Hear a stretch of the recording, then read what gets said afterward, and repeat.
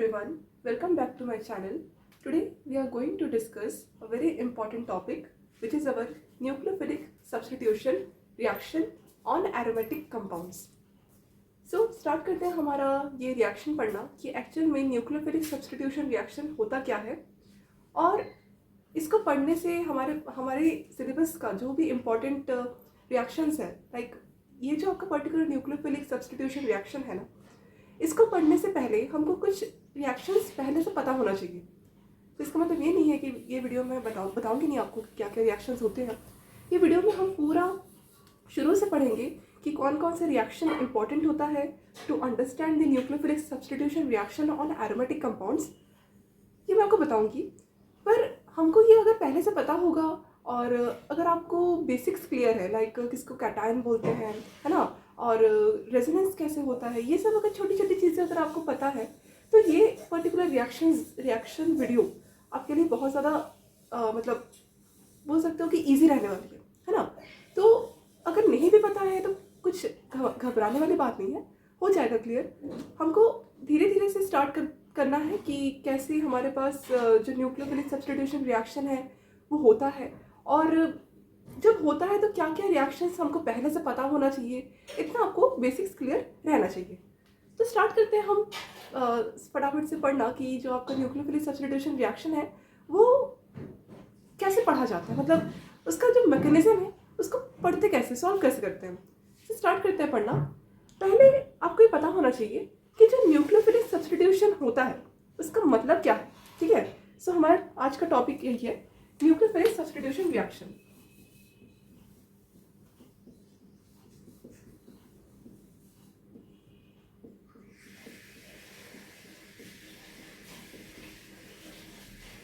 Basically ये 12th से start होता है, 11th से इसका बेसिक्स पढ़ाया जाता है, जैसे रेजोनेंस के बारे में आपको सिखा दिया जाएगा, cation anion basics, carb cation carb anion, ये सब आपको 11th से आपको मिल जाएगा Markovnikov rules and anti Markovnikov rules वगैरह में। उसके बाद बेसिक्स क्लियर हो गए, देन रिएक्शन वीडियो आपको पढ़ना है। तो ये जो न्यूक्लियोफिलिक सब्स्टिट्यूशन रिएक्शन है वो बेसिकली आपको class 12 up to semester exams में फ्रिक्वेंटली पूछे जाने वाले क्वेश्चंस मिलेंगे।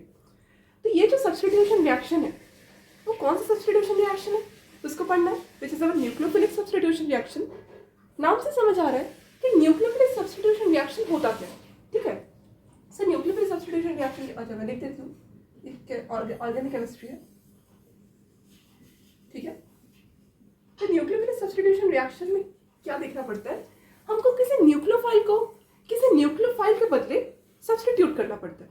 मतलब किसी चीज़ से वैसे ही सेम चीज़ से अगर मैं रिप्लेस कर दूं या फिर एक्सचेंज कर दूं, that particular process is called substitution. मतलब जब कोई न्यूक्लियोफाइल की जगह कोई न्यूक्लियोफाइल आके बैठ जाए तो उसी प्रोसेस को हम क्या बोलते हैं, न्यूक्लियोफिलिक सब्स्टिट्यूशन रिएक्शन, ठीक है। सो इसका मतलब यही है, the exchange of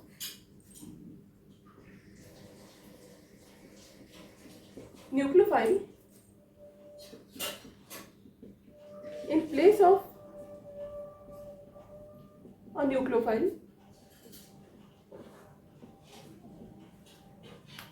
is called nucleophilic substitution reaction। यहां तक क्लियर हो गया। अब ऐसा नहीं है कि जो न्यूक्लियोफिलिक सब्स्टिट्यूशन रिएक्शन है उसको आप एक सेकेंड में समझ जाओगे, ऐसा नहीं है। इसको थोड़ा सा आपको टाइम देना पड़ेगा कि जो आपका न्यूक्लियोफिलिक सब्स्टिट्यूशन रिएक्शन है उसके अंदर कुछ ऐसे रिएक्शंस हैं जो आपको पता ही होना चाहिए। अब ये स्पेशलिटी है हमारे सिलेबस में कि अगर आप न्यूक्लियोफिलिक सब्स्टिट्यूशन रिएक्शन पढ़ रहे तो इसके अंतर्गत जितने भी आने वाले रिएक्शंस हैं वो सब आपके सिलेबस का ही पार्ट है। तो अगर आप न्यूक्लियोफिलिक सब्स्टिट्यूशन रिएक्शन पढ़ रहे हैं तो इसके अंदर आपको कुछ ऐसे रिएक्शंस पढ़ने पड़ेंगे, वो भी इंपॉर्टेंट है आपके एग्जाम के लिए, और साथ साथ न्यूक्लियोफिलिक सब्स्टिट्यूशन रिएक्शन को भी समझने के लिए इंपॉर्टेंट है। तो देखते हैं हमको क्या क्या इंपॉर्टेंट रिएक्शंस और पढ़ने हैं जिससे हमें न्यूक्लियोफिलिक सब्स्टिट्यूशन रिएक्शन इजीली समझ आ जाए। Okay, to understand the nucleophilic substitution reaction we have to understand some further reactions like halogenation,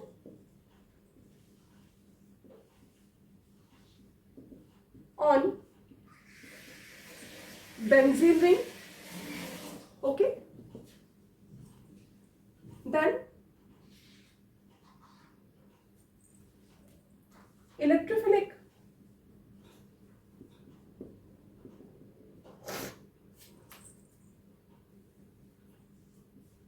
substitution reaction.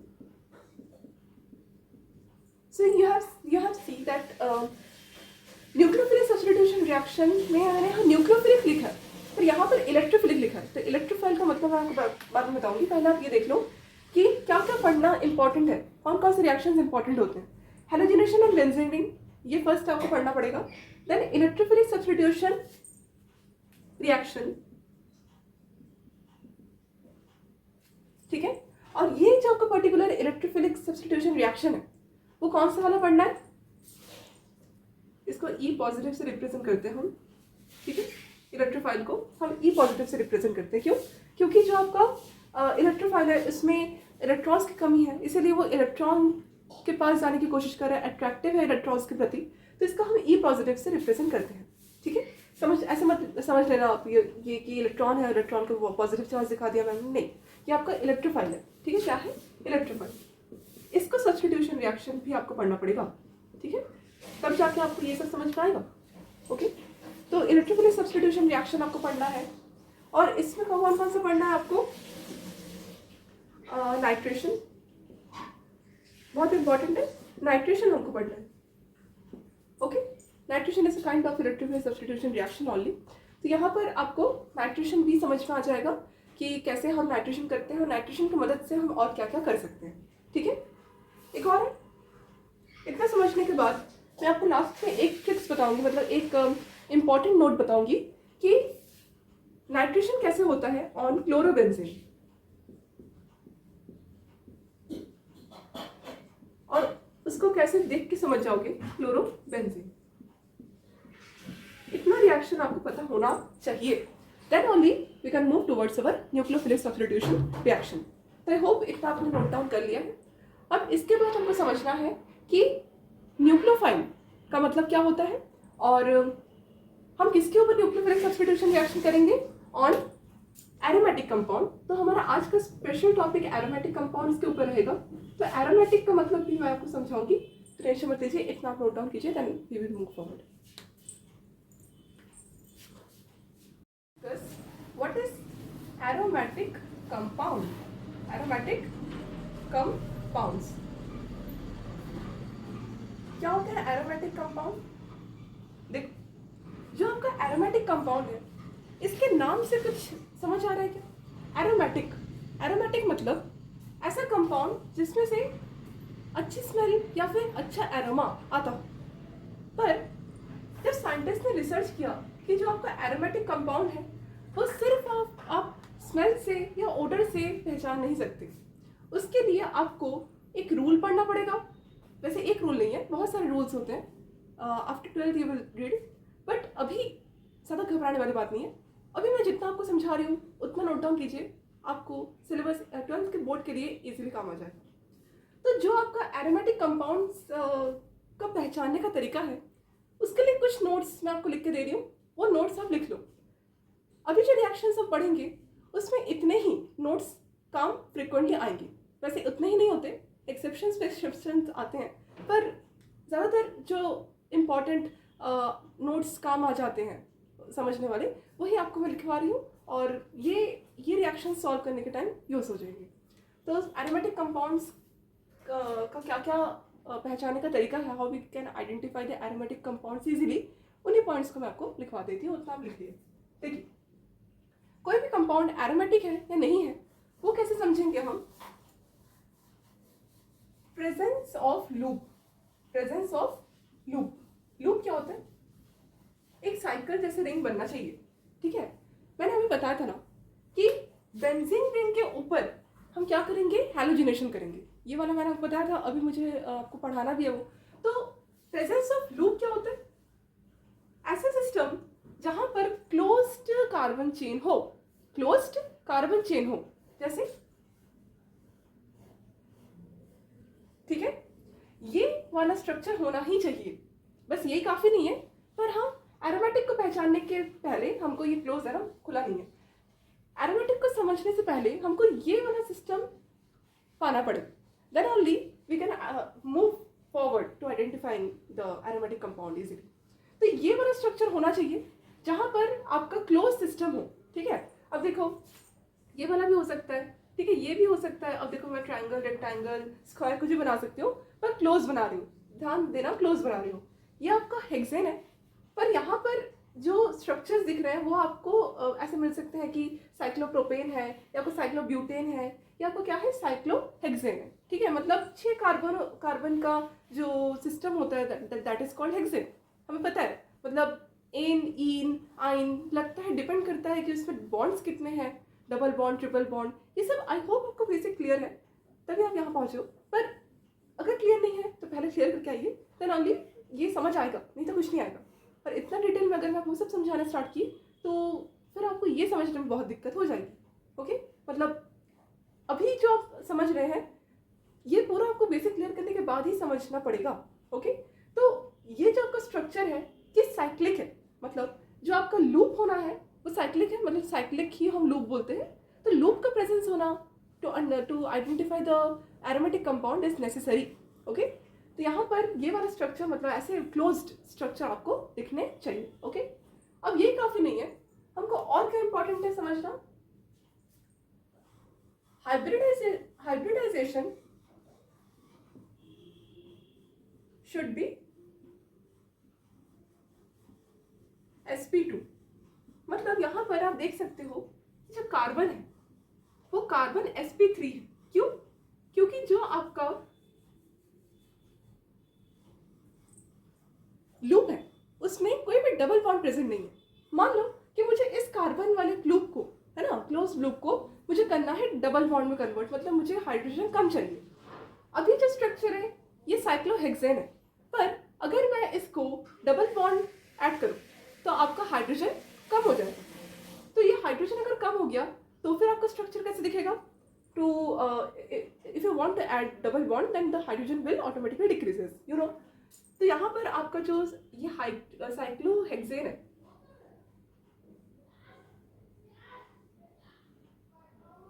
ये साइक्लोहेक्सेन को कन्वर्ट कर दो बेंजीन में। अब ये बेंजीन में कन्वर्ट करने वाला सिलेबस हमारे में नहीं है, तो अभी अब ये इतना समझ लो कि साइक्लोहेक्सेन से बेंजीन बन गया, और बेंजीन ही हमारा एरोमेटिक स्ट्रक्चर का इंपॉर्टेंट एग्जांपल होता है। मतलब मैंने क्या किया, यहाँ पर पूरे जगह पे डबल बॉन्ड नहीं लगाया। ऐसा नहीं है कि आपको हर जगह डबल बॉन्ड की जरूरत होगी, ऐसे ऐसे ऐसे ऐसे ऐसे ऐसे नहीं चाहिए, हमें ऐसे चाहिए। मतलब ये जो आपका सिस्टम है उसमें एक एक कार्बन का अगर आप हाइब्रिडाइजेशन चेक करो ना, वो कितना आएगी, sp2, ठीक है। आप देख लो, एक आपको सिग्मा बॉन्ड यहाँ है, एक आपको सिग्मा बॉन्ड यहाँ है, एक और सिग्मा बॉन्ड यहाँ है ना। तो कार्बन का एक एक सिग्मा बॉन्ड काउंट करो, that will be your hybridization. If the steric number is 2 then the hybridization is sp. If the steric number is 3 then the hybridization is sp3. If the steric number is 4 then the hybridization is sp3. तो यहाँ पर आपका जो carbon का, ज़्यादातर carbon का ही हम पढ़ेंगे, अभी हाइड्रोकार्बन्स का चैप्टर चल रहा है, तो जो कार्बन है उसका लूप हम डिस्कस करने वाले हैं। वैसे और भी होते हैं लाइक पिरिडीन वगैरह, जहाँ पर कार्बन का ही लूप नहीं होता, हेट्रोसाइक्लिक कंपाउंड बोलते हैं उनको। उतना भी डिटेल में नहीं पढ़ना है, वो सब बात के टॉपिक्स हैं, धीरे धीरे समझ आएगा। अभी जो हम टॉपिक क्लियर कर रहे हैं वो क्या है, होमोसाइक्लिक है, मतलब कार्बन सेम होते हैं, तो उसी का साइकिल वाला आपको क्या बन जा रहा है, रिंग बन जा रहा है, और उसी रिंग को हम क्या बोलते हैं, बेंजीन रिंग, ओके। तो यहाँ पर जो आपका साइकिल बन रहा है वो सिर्फ कार्बन का इन्वॉल्वेशन है, और साथ साथ इस वाले कंपाउंड को जहाँ पर डबल बॉन्ड ऑल्टरनेट पोजिशंस पे लाई कर रहे हैं, इसको हम क्या बोलते हैं, बेंजीन रिंग। आया समझ? तो ये बेंजीन रिंग को पढ़ना आपको पड़ेगा to understand the aromatic compound, to understand the process of aromaticity, okay. तो यहाँ पर आई होप समझ में आया कि हाइब्रिडाइजेशन शुड बी sp2 मतलब क्या है, इसका जो ज्योमेट्री होगा that will B obviously linear. तो यहाँ पर जो ज्योमेट्री है वो भी क्या है, लीनियर है, ठीक है। लीनियर मतलब ऐसा वाला लीनियर की बात नहीं कर रही हूँ, लीनियर मतलब जो आपका इसका लीनियर बोल रही हूँ मैं, sorry, that will B planar, उल्टा पुल्टा बोल रही हूँ, प्लेनर, ये आपको क्या है, प्लेनर, ठीक है। लीनियर मतलब ऐसा ही होता है। और प्लेनर मतलब जिसका एक ही प्लेन हो, जैसे ये हमारे पास एक प्लेन है और यही प्लेन में आपके सारे बॉन्ड्स लाई करें, that will be your planar. Okay. और 3D क्या होता है? ऐसा प्लेनर जहाँ पर प्लेन के परपेंडिकुलर और एक दो और प्लेन मौजूद हो, that is your 3D means 3 dimensional structure. That is not planar, that is your tetrahedral. In further you will read tetrahedral geometry वगैरह होता है. तो यहाँ पर ये वाला जो स्ट्रक्चर है ये sp3 हो जाएगा, मतलब समझ लो कि 3 डायमेंशन में चला जाएगा. पर अगर हम प्लेनर की बात कर रहे हैं, ठीक है, प्लेनर की बात कर रहे हैं मतलब एक सिंगल प्लेन पे आपका मॉलिक्यूल लाई कर रहा है, दैट विल बी योर क्या होगा? sp2 हाइब्रिडाइज्ड, और हम बोल सकते हैं 2 डायमेंशनल. ठीक है, 2D होता है. तो यहाँ तक आई होप क्लियर हो गया. ठीक है. अच्छा, तो हमारे पास जो sp2 हाइब्रिडाइजेशन वाले स्ट्रक्चर्स होते हैं उसका ज्योमेट्री क्या होता है? प्लेनर. ओके. आपने पढ़ा भी होगा स्क्वायर प्लेनर, है ना, ट्रायंगुलर प्लेनर, प्लेनर होते हैं. चलो, अब हमें क्या पढ़ना है? अब नेक्स्ट हमारे पास टू अंडरस्टैंड दी एरोमेटिसिटी, अब हमको देखना है कंजुगेशन शुड बी प्रेजेंट. अब देखो कंजुगेशन क्या है, मैं क्यों आपको इतना एरोमेटिसिटी पढ़ा रही हूँ? क्योंकि जब हम मैकेनिज्म पढ़ेंगे ना, तो मैकेनिज्म पढ़ने से पहले हमको ये एरोमेटिसिटी का नॉलेज होना चाहिए. क्योंकि हो सकता है आपको मैकेनिज्म पढ़ते पढ़ते, सॉल्व करते करते कहीं भी एरोमेटिसिटी का टॉपिक की ज़रूरत पड़े, इसलिए मैं एरोमेटिसिटी के बारे में पढ़ा रही हूँ. अगर एरोमेटिसिटी आप नहीं समझोगे तो एक मैकेनिज्म आपका छूट जाएगा, और मैं नहीं चाहती कोई कि एक भी पॉइंट छूट जाए. तो एरोमेटिसिटी को पढ़ना पड़ेगा, देन ओनली आप समझ पाओगे कि जो आपका मैकेनिज्म है उसको कैसे हमको फिर से एरोमेटिसिटी को वापस लाना है एंड ऑल. ओके. तो एरोमेटिसिटी को इसीलिए मैं इतना पढ़ा रही हूँ. तो कंजुगेशन होना चाहिए. ओके. कंजुगेशन क्या होता है देख लो. पाई पाई पाई मतलब ये जो आपको डबल बॉन्ड है, सबको पता है ना, इसको पाई बॉन्ड बोलते हैं. अब ये पाई बॉन्ड क्या है? कंजुगेशन में. मतलब मान लो कि मेरे पास एक डबल बॉन्ड है फिर सिंगल बॉन्ड है, डबल बॉन्ड है फिर सिंगल बॉन्ड. ये आपका क्या है? Double bond. क्या है? Double bond. और ये क्या है आपका? Single bond. फिर आपका ये इक्वल टू नहीं है ना, ये डबल बॉन्ड है. फिर आपका क्या है? Double bond. जरूरी नहीं कि आपका सिर्फ डबल बॉन्ड और सिंगल बॉन्ड का ही कॉन्जुगेशन हो सकता है ट्रिपल बॉन्ड, सिंगल बॉन्ड, ऐसे भी कॉन्जुगेशन हो. पाई सिग्मा का कॉन्जुगेशन इज इम्पॉर्टेंट. ओके. ये भी आपका सिंगल बॉन्ड है. तो जो आपके सिंगल बॉन्ड्स होते हैं जो फर्स्ट बनते हैं, ओके, उसको हम क्या बोलते हैं? सिग्मा बॉन्ड के प्यार से इसको सिग्मा नाम से जानते हैं सब केमिस्ट्री में. और डबल बॉन्ड को सिंगल बॉन्ड्स के साथ जितने बॉन्ड्स एक्स्ट्रा प्रेजेंट रहेंगे उतने पाई बॉन्ड कहलाएंगे. जैसे अगर मैं पूछूं ये आपका कौन सा बॉन्ड हो गया? Single bond. सिंगल से याद रखना सिग्मा. ओके. तो ये आपका सिग्मा बॉन्ड है. अगर मैं इसी बॉन्ड में एक और बॉन्ड ऐड कर दूं तो इसको छोड़ दो, क्योंकि एक तो सिग्मा है, दूसरा वाला पाई हो जाएगा. एक और होता है ट्रिपल बॉन्ड. अगर हम देख रहे तो एक और भी आपको क्या हो जाएगा? पाई हो जाएगा. मतलब ट्रिपल बॉन्ड में एक सिग्मा 2 पाई होते हैं, डबल बॉन्ड में एक सिग्मा 1 पाई होते हैं, और सिंगल बॉन्ड में कोई भी पाई नहीं होता, only sigma bond is present. यहाँ तक आई होप आपको क्लियर है. तो इसे बता दिया मैंने, अच्छा लग रहा होगा सुनने में. ओके. तो ये आपका जो सिंगल और डबल का जो डायरेक्शन होता है या फिर जो चलने का तरीका होता है खुद के, that is your conjugation. Okay. तो ये कंजुगेशन आपको पता होना चाहिए. अच्छा, बायोलॉजी में भी कंजुगेशन होता है. ये वाला वो वाला कंजुगेशन नहीं है, चूहा वाला नहीं. ये आपका कौन सा कंजुगेशन है? केमिस्ट्री वाला, केमिकल्स वाला कंजुगेशन है. ओके. ये आपको पता होना चाहिए. अब ये कंजुगेशन पढ़ने के बाद आपको यहाँ लग रहा होगा कि बेंजीन रिंग में कहाँ कंजुगेशन है. दिख रहा है क्या? बेंजीन रिंग में भी कंजुगेशन है. फिर से बना देती हूँ. ये आपका बेंजीन का अच्छा रिंग बन गया, है ना. अच्छा, बहुत स्टूडेंट्स ऐसे ही पढ़े होंगे बेंजीन रिंग को. ये भी गलत नहीं है, सेम है. इसको मैंने वर्टिकली बनाया या हॉरिजॉन्टली है, समझ लो, पर है sp2. ठीक है. अब देखो जो आपका बेंजीन रिंग है, ये बेंजीन रिंग में डबल बॉन्ड कहाँ प्रेजेंट है? ये देखो, ये डबल बॉन्ड, ये डबल बॉन्ड, ये डबल बॉन्ड. अब बीच में सिंगल तो है ना, ये. तो इसके वजह से ये क्या किस में आ गया? कॉन्जुगेशन में आ गया. किस में आ गया? कॉन्जुगेशन में आ गया. ठीक है.